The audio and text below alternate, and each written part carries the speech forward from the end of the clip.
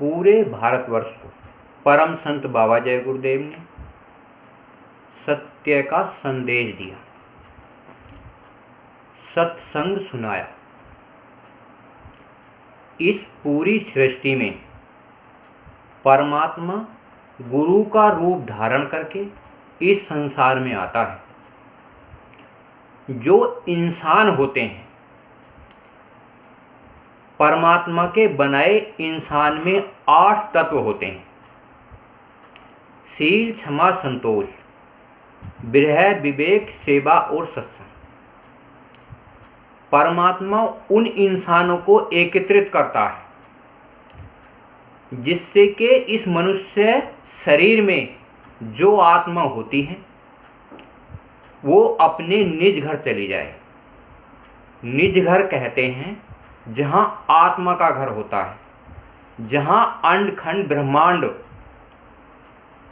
के मालिक खुद आत्मा होती है।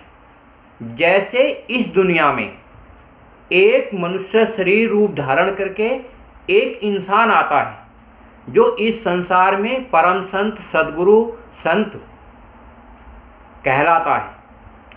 उसके अंदर 24 कलाएं, 16 कलाओं के गुण निर्मित होते हैं। जैसे इस संसार में बाबा जय गुरुदेव थे। बाबा जय गुरुदेव ने पूरे मानव समाज को, देश व दुनिया को बताया संत महापुरुष त्रिकालदर्शी होते हैं। बाबा जी ने अपने जीवन काल में पूरे मानव समाज, दुनिया को बताया आने वाले समय में अनेक बीमारियां आएंगी, भूकंप आएगा, तूफान आएंगे, जिससे कि जन हानि हो जाएगी।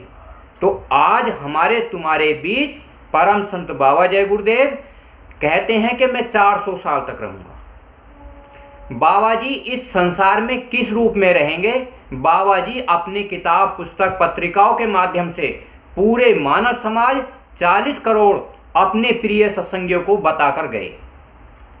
बाबा जी ने कहा महाबली एक शासक होगा, धर्म मुकुट सिर पर धारेगा, धरा से देगा पाप हटा। यानी कि परम संत बाबा जय गुरुदेव अपनी किताबों के माध्यम से अपना अक्षय लक्ष्य बनाकर गए। बताया कोई महात्मा इतिहास में ऐसा नहीं होता जो 400 साल तक काम करे। परम संत बाबा जय गुरुदेव ने इस कलयुग में बताया बच्चों मैं तुम्हारे साथ 400 वर्ष तक रहूंगा, आत्म रूप में, भगवान रूप में और इंसानी रूप में। जिस प्रकार से बाबा जी ने कहा था कबीर बनकर मैं आया, दादू बनकर मैं आया, मोहम्मद बनकर मैं आया। यानी कि महापुरुषों के शरीर बदले जाते हैं, आत्माओं का काम है परमात्मा तक ले जाने का। यानी कि कोई आत्मा मनुष्य रूप धारण करके इस संसार में आती है, वो कहती है इस संसार में आकर हम आए उस देश से जहां तुम्हारा धाम, और तुमको घर पहुंचाना एक हमारा काम। जो इस संसार में महापुरुष आता है उसका एक ही उद्देश्य होता है आत्माओं को जगाने का, आत्माओं को निज घर पहुंचाने का, आत्माओं को अंड खंड ब्रह्मांड दिखाने का, आत्माओं को 4 खाने 84 से बचाने का। मन भगवान का रूप देखे क्योंकि वो उसका एक तत्व है। आत्मा परमात्मा की तत्व है तो वो परमात्मा का रूप देखें। और जो सर से लेकर पैर तक शरीर चमकता है ये इंसान का रूप है। इसे इंसान संसार में प्रयोग करे।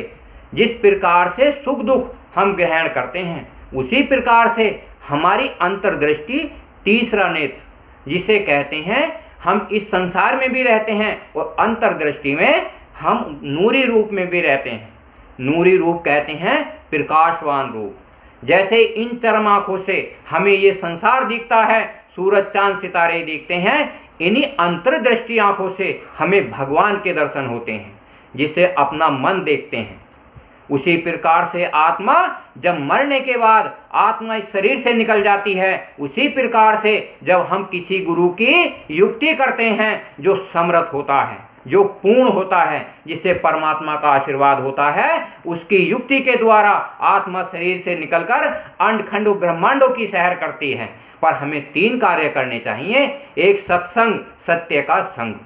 महापुरुष के अनुसार एक सेवा, यानी कि उन जीवात्माओं की सेवा जो सत्संग से जुड़ी रहती हैं, एक भजन, अपनी आत्मा को अंडखंड ब्रह्मांडों की सैर कराना, ये कार्य इस कलयुग में परम संत बाबा जय गुरुदेव ने इतना सहज और आसान कर दिया है। बाबा जी ने अपनी किताब के माध्यम से, पत्रिकाओं के माध्यम से भोज तरीके से बताया कि सतगुरु तेरे चरणों की अगर धूल जो मिल जाए, सतगुरु के चरण कमल होते हैं। जब दुनिया नहीं थी तो कौन था? सतगुरु। सत्य कहते हैं सत्य का मालिक। गु माने अंधकार, रूह माने प्रकाश, देव माने देवता। यानी कि जब सृष्टि नहीं थी, अंडखंड ब्रह्मांड नहीं थे, तो एक मालिक था जिसे हम सतगुरु कहते हैं, सत्य का मालिक कहते हैं। वो कौन है? एक आत्मा। उसी आत्मा में अनेक रूहों का भंडार होता है। जैसे मैं आपको बताता हूं, एक गाय होती है जिसे हमारे हिंदू धर्म में गौ माता बोलते हैं। सब धार्मिक ग्रंथ कहते हैं गौ माता में 33 करोड़ देवी देवताओं का वास होता है, पर अगर हम गाय को अंदर जाकर देखें शरीर में तो वहां कुछ नहीं मिलता। इसी प्रकार मनुष्य शरीर में भी 33 करोड़ देवी देवताओं का वास होता है, पर मनुष्य शरीर जब जल जाता है तो 33 करोड़ देवता दिखाई नहीं देते। उसी प्रकार से जो अनामी महाप्रभु है, जो शब्द स्वरूप है, वो हमारे अंदर ही विराजमान है। भगवान परमात्मा ने, पीर पैगंबरों ने, मोहम्मद साहब ने, सारों ने कहा है ये जीता जागता हरि मंदिर है। हरि मंदिर में पूजा प्रार्थना करने के लिए गुरु महाराज की युक्ति के द्वारा हमें अंडखंडों ब्रह्मांडों की सैर करने का इस मनुष्य शरीर में अवसर मिल जाता है। अगर हम किसी की गुरु की युक्ति नहीं करेंगे, सत्संग सेवा भजन नहीं करेंगे, तो ये जो आत्मा इस शरीर में मौजूद है, बंद है, ये 4 खाने 84 में जाएगी। कहत गुरु महाराज कहा करते थे, जन्मत मरत दुखी दुख होई। अगर आपने साधन भजन नहीं किया, किसी ऐसे संत की शरण नहीं ली जिसकी दिव्य दृष्टि खुली हुई हो, तीसरा नेत्र खुला हुआ हो, तो आपको 4 खाने 84 में जाना ही पड़ेगा। अगर आपने 10, 20 साल, 50 साल का ये जीवन बेकार कर दिया तो आपको दुख भोगने ही पड़ते हैं। दुख में सुमरन सब करें, सुख में करे न कोई, जो सुख में सुमरन करे तो दुखी काय को होई। इस संसार में सब तरह की युक्तियां होती हैं। जब हम इस संसार में कार्य करते हैं, सही तरीके से कार्य करते हैं, तो हमारा घर परिवार फलता फूलता है। अगर उसके द्वारा हम अपने मन के द्वारा क्रियाएं करते हैं तो समाज में हमारी प्रतिष्ठा, मान सम्मान बना रहता है। अगर हम इस मुख के द्वारा अब शब्दों का इस्तेमाल करते हैं तो मान प्रतिष्ठा घट जाती है। तो एक तो शरीर की प्रक्रिया, एक मन की क्रिया और एक आत्मा की क्रिया। आत्मा की क्रिया जब हम करते हैं, जब कोई साधु महात्मा सच्चा इस संसार में आकर सत्य का ज्ञान देता है, सत्संग सुनाता है, सेवा बताता है कि किसकी करनी चाहिए, कहाँ जाना चाहिए, तो उसके अनुसार कार्य करने पर आत्म जागृति होती है।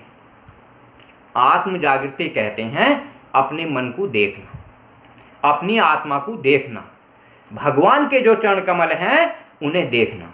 कहते हैं सतगुरु तेरे चरणों की अगर धूल जो मिल जाए, सतगुरु के चरण कमल होते हैं, हमारी आत्मा के चरण कमल होते हैं।